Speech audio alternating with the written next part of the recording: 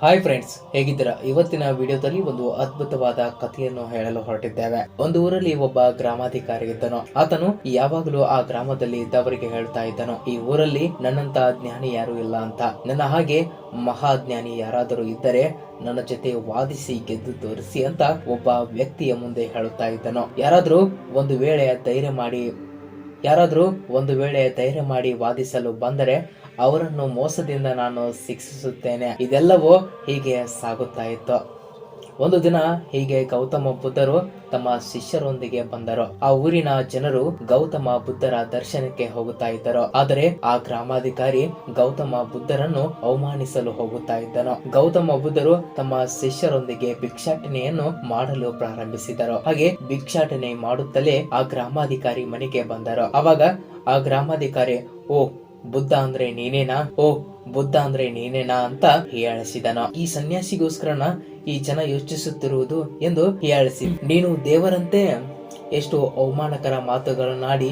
ಅದಕ್ಕೆ ಬುದ್ಧರು, ನಾನು ದೇವರಲ್ಲ, ನಾನು ನಿನ್ನ ಹಾಗೆ ಒಬ್ಬ ಸಾಧಾರಣ ಮನುಷ್ಯ. ಈ ಜನ ಎಲ್ಲ ನನ್ಗೋಸ್ಕರ ಬರ್ತಾ ಇಲ್ಲ, ಧರ್ಮದಗೋಸ್ಕರ ಬರ್ತಾ ಇದ್ದಾರೆ.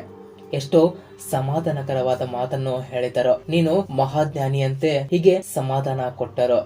ನೀನು ಮಹಾಜ್ಞಾನಿಯಂತೆ ನನ್ನ ಜೊತೆ ವಾದ ಮಾಡು ನೋಡೋಣ ಅಂತ ಬುದ್ಧರನ್ನು ಕೇಳಿದ. ನೀನು ನನ್ನ ಜೊತೆಗೆ ವಾದ ಮಾಡು ನೋಡೋಣ ಕೋಪದಿಂದ ಆ ಗ್ರಾಮಾಧಿಕಾರಿ. ಅದಕ್ಕೆ ಬುದ್ಧರು ಕೋಪದಿಂದ ಆ ಗ್ರಾಮಾಧಿಕಾರಿ ಅಂದನು. ಅದಕ್ಕೆ ಗೌತಮ ಬುದ್ಧರು, ವಾದ ಮಾಡಿ ಏನನ್ನು ಗೆಲ್ಲುವುದಿಲ್ಲ.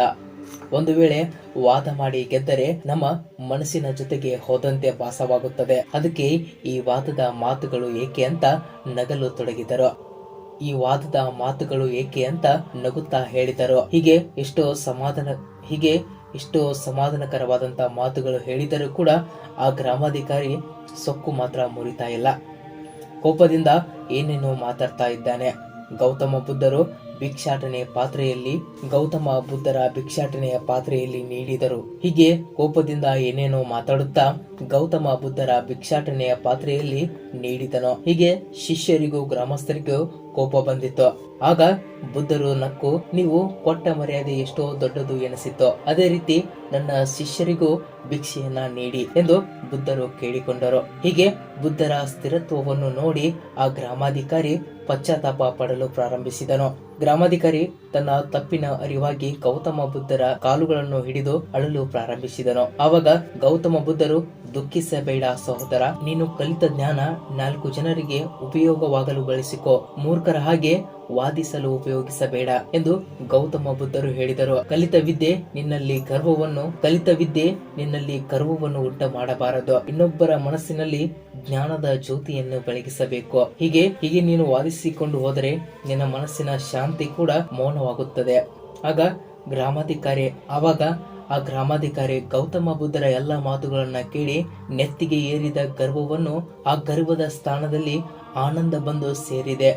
ಎಷ್ಟೋ ಸಂತೋಷದಿಂದ ತನ್ನ ಪ್ರತಿನಿತ್ಯದ ಜೀವನವನ್ನು ಆ ಗ್ರಾಮಸ್ಥರೊಂದಿಗೆ ಜೀವಿಸಲು ಪ್ರಾರಂಭಿಸಿದರು.